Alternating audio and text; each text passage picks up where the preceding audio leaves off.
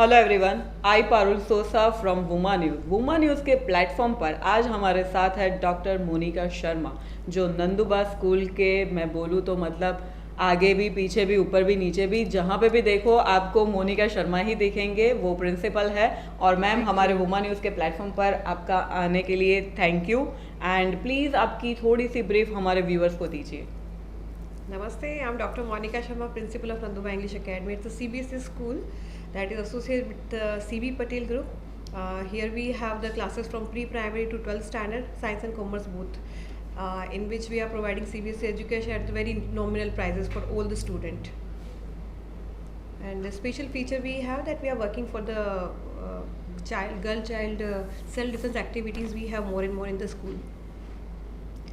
Ma'am की journey की बात करें तो नंदुबा स्कूल से पहले मैम आपकी जो जर्नी स्टार्ट हुई थी, तो नंदुबा में आने के बाद आपका जो ग्रास्प ग्रो हुआ है वो तो मैं देख ही रही हूँ, इवन व्यूअर्स भी देख रहे हैं। आए दिन आपके जो सोशल मीडिया पर जो आपकी ग्रोइंग देख रहे हैं, तो उससे नंदुबा स्कूल से पहले की जर्नी और अभी तक की जर्नी, उसमें क्या वेरिएशन है और आपको कैसा फील हो रहा है? Actually, this is the journey from last 22 year. Oh. You can say ki from the starting, and my mama is also, she's a retired principal. So you can say leadership quality is in my blood.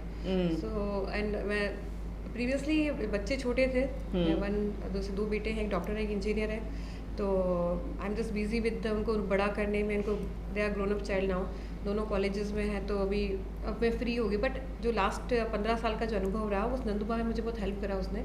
Previously जैसे I started my journey with BEd करा, फिर इसके बाद में teacher, assistant teacher, then vice principal, campus director, then 1 year I just got opportunity for the college principal because I am dual PhD. Oh, great. So then I just got opportunity to work with Nanduba English Academy. So जितना आपका अनुभव के बिना आपको life में कोई भी चीज़ काम करना चाहिए। अगर मुझे खाना भी बनाना है तो डे बाई डे जब तक मुझे एक्सपीरियंस नहीं आएगा, जब तक मैं उसको इतना स्वादिष्ट नहीं बना पाऊंगी। तो अनुभव हर चीज़ का बहुत काम आता है, दूसरा आपको पैशंस रखना पड़ता है। And every one have their own right time. जब आपको वो चीज़ मिलती है, आपको अपॉर्चुनिटीज़ मिलती है, तो कीप गोइंग, कीप वर्किंग।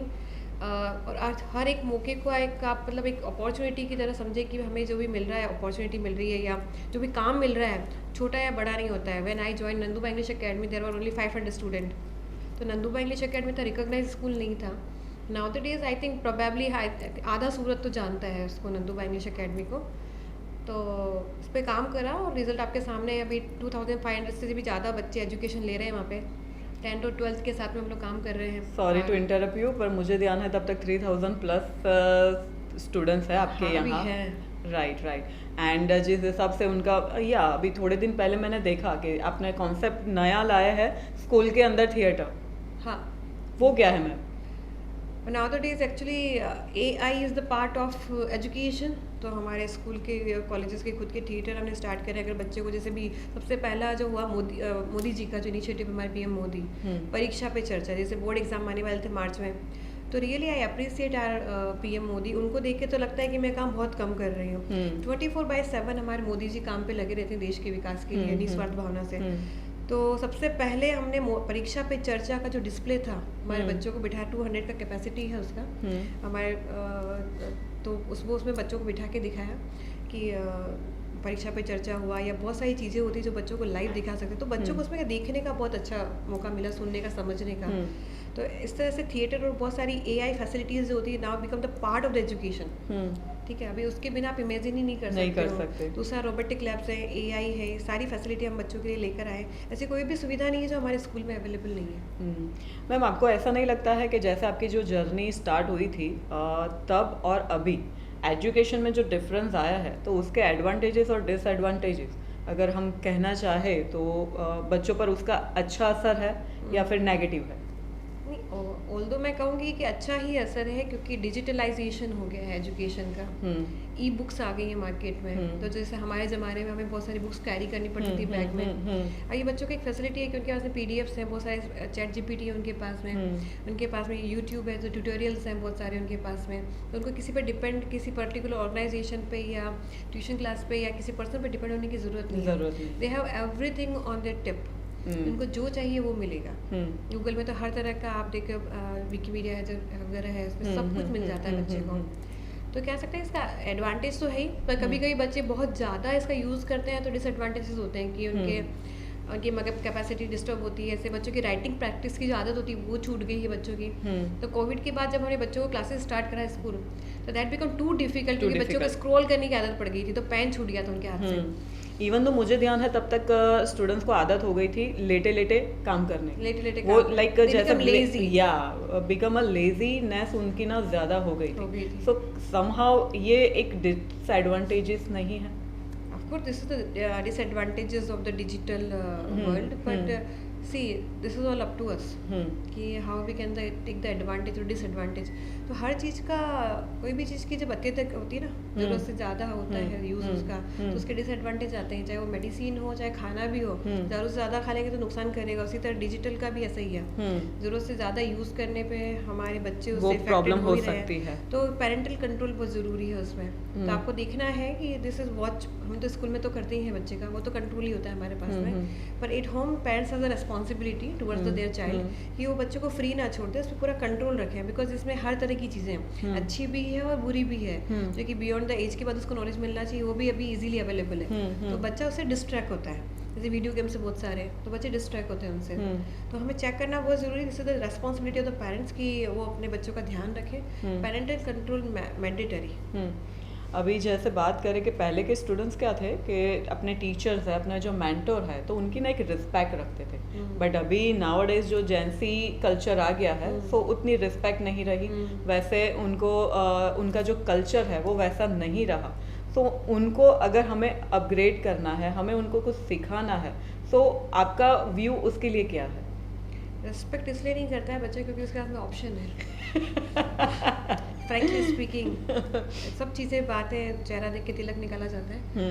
तो बच्चा इसलिए थोड़ा रिस्पेक्ट कम हो गया कि जो ज्ञान पहले सिर्फ गुरु से ही मिलता था, आजकल एवरीवेयर इट कैन अवेलेबल। तो जेनजी जनरेशन है, बहुत फोकस्ड होते हैं, मतलब होता है तो ही बात करते हैं। तो एक मुद्दा तो ये भी है कि बहुत सारी चीज़ों की अवेलेबिलिटी है उनको, तो थोड़ा शिक्षक का यहाँ पे महत्व कम हो जाता है। पर फिर भी आई सेड की फिजिकल क्लासेस जो होती है, जब एक होता है वर्चुअल क्लासेस जब रहती है, तो जितनी अच्छी तरीके से टीचर पढ़ा सकता है, तो अभी हमें क्या करना पड़ता है, और ज़्यादा अपग्रेड होकर जाना पड़ता है। तो हमें मोबाइल्स भी लेके जाना पड़ता है, लैपटॉप भी लेके जाना पड़ता है, and we have to be keep everything ready, क्योंकि पहले की तरह बुक पढ़ाएंगे तो बच्चा नहीं पढ़ेगा। मेरा अपकमिंग क्वेश्चन वही था कि जैसे कि मानिए कि एआई का ज़माना है, स्टूडेंट्स को आदत हो गई है, तो फिर टीचर्स तो साइड हो जाएंगे कि एआई थ्रू ही चलो हम अपनी स्टडी कंप्लीट कर लेते हैं। तो इस बार कि वो चीज़ टीचर्स को भी अपडेट होने की ज़रूरत है, and we should to be keep ourselves like a pencil, each and every time we need to be keep. ऐसे डॉक्टर्स होते हैं ना, उस तरह आजकल हमारा फील्ड भी ऐसा ही हो गया, कमर्शियलाइजेशन हो गया। अगर आप अपडेट नहीं है, आप उनसे ज़्यादा पढ़े लिखे नहीं हैं, आपके पास उनसे ज़्यादा ज्ञान नहीं है,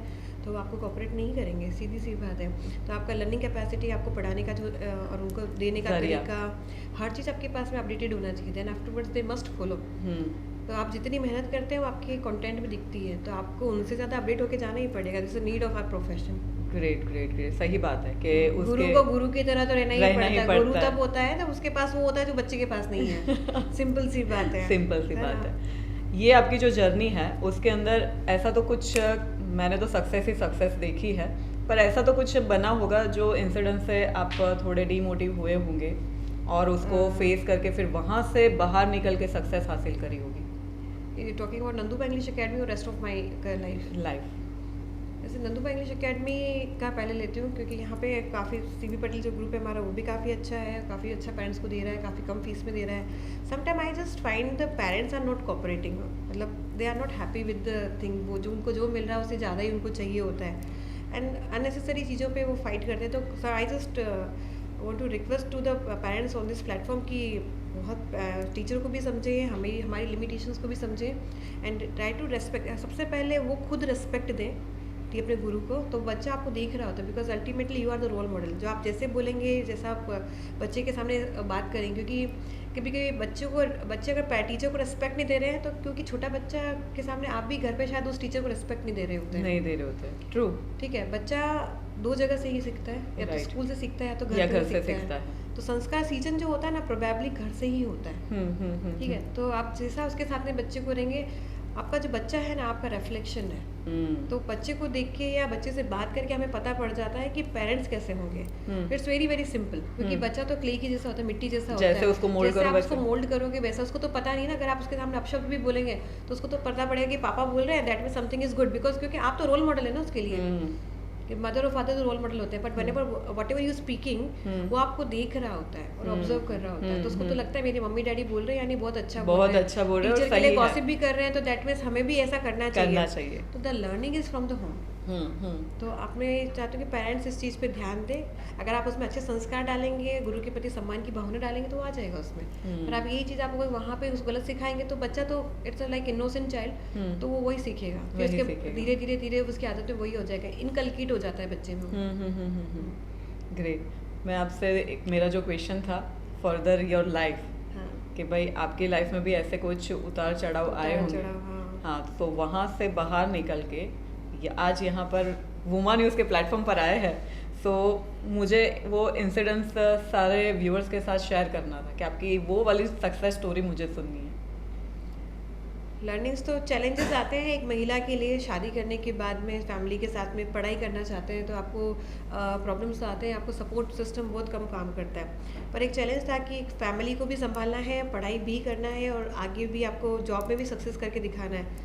तो बहुत सारी चीज़ें रही। After got married I have lots of many experience, और ऐसे पर्टिकुलर नाम तो नहीं ले सकते पर काफ़ी ना मत दो। बुरे अनुभव रहे। पर इट्स लाइक डिपेंड करता है आपके ऊपर, कभी कभी कोई बात आपको दिल पे छू जाती है तो उस चीज़ को आप है ना वो बना के रखें। मेरा ये मैसेज है सारी महिलाओं के लिए, नर्वस या हताश होने की ज़रूरत नहीं है। आपके साथ में बहुत सारे ऐसे मोमेंट आएंगे लाइफ में, जब आप आगे बढ़ रहे होंगे तो आपकी लैक पुलिंग करी जाएगी। और ये तो याद रखें हमेशा कि जब आपके पास में कुछ होता है ना तभी आपको लोग बाग फॉलो करते हैं और तभी आपकी गलतियाँ निकाली जाती है, क्योंकि आपके पास में वो है जो दूसरों के पास में नहीं है, उसी की आलोचना करी जाती है। बिकॉज या तो लोग बाग या तो वो खुद बन जाए, जब वो खुद नहीं बन पाते हैं तो वो आपको हमेशा आलोचना करते हैं, क्योंकि वो बनना तो वही चाहते हैं जो आप है, लेकिन वो बन नहीं पाते हैं। जिनमें खूबियाँ होती है उन्हीं में गलती निकलती है। सो बेसिकली चीज़ ये है कि गलतियों को परे करो और अपनी जो खूबियाँ है उनको बाहर लाओ। सो मैम आप कहते हैं ना सुविधा में दुविधा है, और दुविधा है तो सुविधा है। तो कहने का मतलब आप अपनी जो चीज़ें हैं, लाइफ आपकी जो चल रही है स्मूथली, इसको सुविधा को दुविधा में कन्वर्ट करने वाले लोग आपको बहुत मिलेंगे। तो ये आपके ऊपर है कि उसको एज अ अपॉर्चुनिटी लें या एज अ क्रिटिसिज्म लें। आप उसको एज अ अपॉर्चुनिटी लेंगे और कहेंगे कि अच्छा ठीक है, चलो मेरे को ये प्रॉब्लम है, मैं बीएड कर लेती हूँ, फिर मैंने एमएड कर लिया, फिर जॉब करा, बच्चे छोटे थे बच्चों को बड़ा करा, उसके बाद में I just come in till that में एक टीचर के रूप में मैंने काम करा and I just get lots मैंने एक्सपीरियंस, कोऑर्डिनेटर बने, वाइस प्रिंसिपल बने, क्योंकि as you come in the management at the higher post आपको टाइम देना पड़ता है ऑर्गेनाइजेशन को, सैलरी भी बढ़ती है तो टाइम भी बढ़ता है, एक्सपेक्टेशन बढ़ जाता है ऑर्गेनाइजेशन, बिकॉज क्योंकि आप पे डिपेंड करते हैं उनका भी सही है।